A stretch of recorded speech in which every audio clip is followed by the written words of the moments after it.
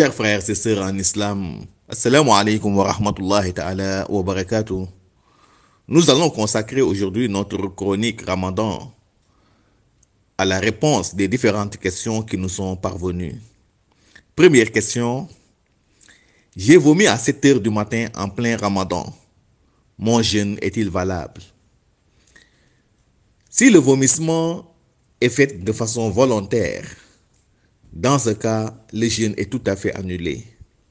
Et tu seras dans l'obligation de compenser ce jour à la fin du Ramadan, bien entendu. Mais si le vomissement est fait de façon involontaire et que par la suite, il n'y a pas de retour d'aliments dans l'estomac, le jeûne reste valable.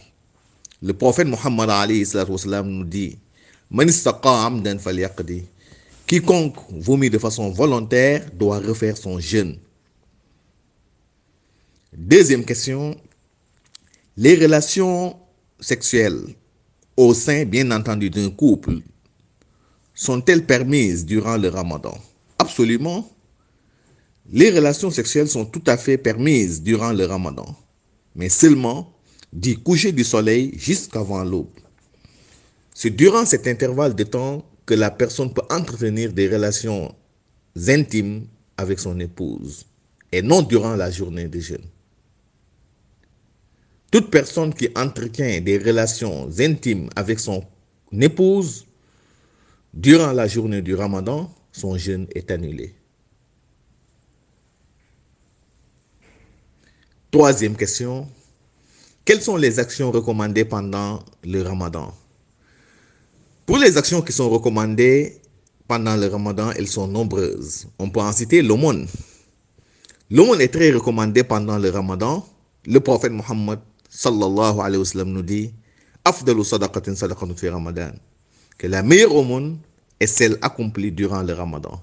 Il y a aussi sur les actes recommandés les prières surrogatoires, communément appelées nafila chez nous. Ces prières sont fortement recommandées pendant le Ramadan. Le prophète nous dit sallallahu alayhi wa sallam Man qama ramadana imanan wa ihtisaba ghuffira lahu ma taqaddama min dhanbihi. Quiconque se lève pour prier pendant la nuit du Ramadan avec foi et en comptant sur la récompense divine, verra tous ses péchés antérieurs effacés. Il y a également sur les actions recommandées la Umrah, qui est le petit pèlerinage. Il y a la lecture du Saint-Coran, entre autres. Toutes ces actions-là sont fortement recommandées durant le Ramadan. Quatrième question. Je me suis réveillé à 8 heures du matin durant, bien entendu, le Ramadan, sans avoir pris le repas de fin de nuit. Que dois-je faire? Oui, là, vous continuez tout simplement votre jeûne et il sera tout à fait valable. Le fait de ne pas prendre le repas de fin de nuit, communément appelé khid de chez nous, ne peut en aucun cas vous empêcher d'observer le jeûne. Le prophète Mohammed sallallahu alayhi wa sallam nous dit Tasakharu fa inna fi sahuri baraka. Prenez le repas de fin de nuit car il est de toute bénédiction. Mais le fait de ne pas le prendre, cela n'annule en aucun cas le jeûne et ne peut en aucun cas également vous empêcher d'observer le jeûne.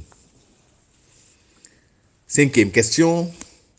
J'ai vu mes règles menstruelles vers 15 heures en pleine journée du Ramadan. Dois-je continuer mon jeûne ou dois-je l'arrêter? Oui, là vous rompez tout simplement votre jeûne. Et à la fin du Ramadan, vous compensez ce ou ces jours où vous avez vu vos règles menstruelles. Car l'arrêt des règles menstruelles, fait partie des règles fondamentales du jeûne. Pour dire que les règles menstruelles ne riment pas avec le jeûne. Donc, si vous voyez vos règles menstruelles en pleine journée du Ramadan, dans ce cas, vous rompez tout court votre jeûne. 6.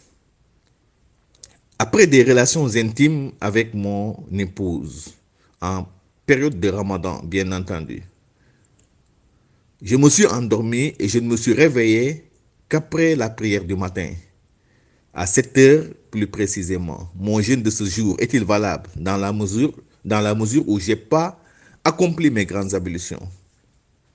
Absolument. Votre jeûne est tout à fait valable, car le fait de se trouver ou d'être en état d'impureté, cela n'annule en aucun cas le jeûne. En plus, l'intention d'observer le jeûne est été. Donc, une fois réveillé, vous accomplissez tout simplement vos grandes ablutions, puis vous continuez votre jeûne. 7. Dois-je formuler l'intention d'observer le jeûne tous les jours ou pas? Non, une seule formulation de l'intention de jeûne peut vous servir tout le long du Ramadan, à moins que vous ayez entre-temps un empêchement de jeûne, comme une maladie, l'arrêt des règles menstruelles, entre autres. Et dans ce cas, une fois votre empêchement terminé, vous serez dans l'obligation de renouveler votre intention. Mais si vous n'avez aucun empêchement, l'intention de jeûne formulée en début du Ramadan pourra vous servir tout le long du mois, bien entendu, de Ramadan. 8e question. Une femme qui allaite peut-elle observer le jeûne? Pour la femme qui allaite, si elle craint de priver son bébé d'allaitement ou qu'elle n'a pas d'autre possibilité, là, elle rompt tout simplement son jeûne pour le remettre à plus tard, c'est-à-dire dès qu'elle sera disponible. Sinon, elle peut observer le jeûne. C'est-à-dire, si elle a d'autres moyens, ou bien si elle ne prive pas son bébé d'allaitement.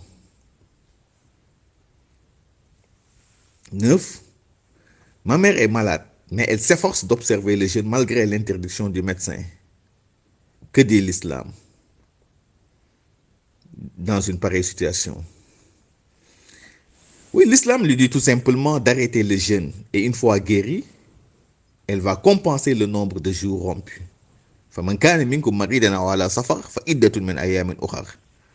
Celui d'entre vous qui est malade ou en voyage jeûnera plus tard un nombre égal de jours. En plus, le jeûne d'un malade qui craint pour sa vie, cela est formellement interdit par la législation islamique. Cela est assimilé à un suicide. Et Allah subhanahu wa ta'ala nous a clairement signifié ne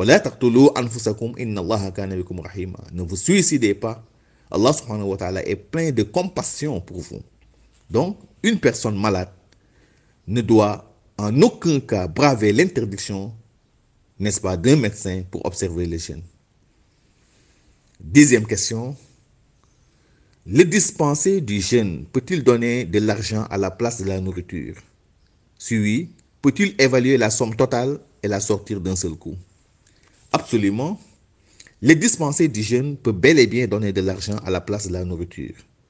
Et il est tout à fait permis d'évaluer la somme totale et la donner d'un seul coup.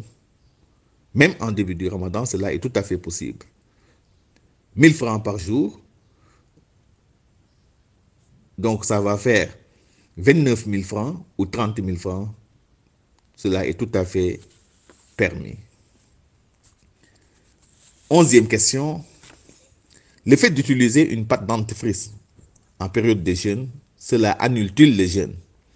Non, il n'annule pas le jeûne du tout, mais cela est vivement déconseillé, il faut le dire, en période de jeûne, de peur que le goût ne se ressente à travers la langue ou qu'il pénètre même dans l'estomac. On peut l'utiliser soit à l'entame du jeûne ou soit au moment de la rupture. Chers frères et sœurs en islam, nous voilà au terme de notre rappel. Merci et à la prochaine.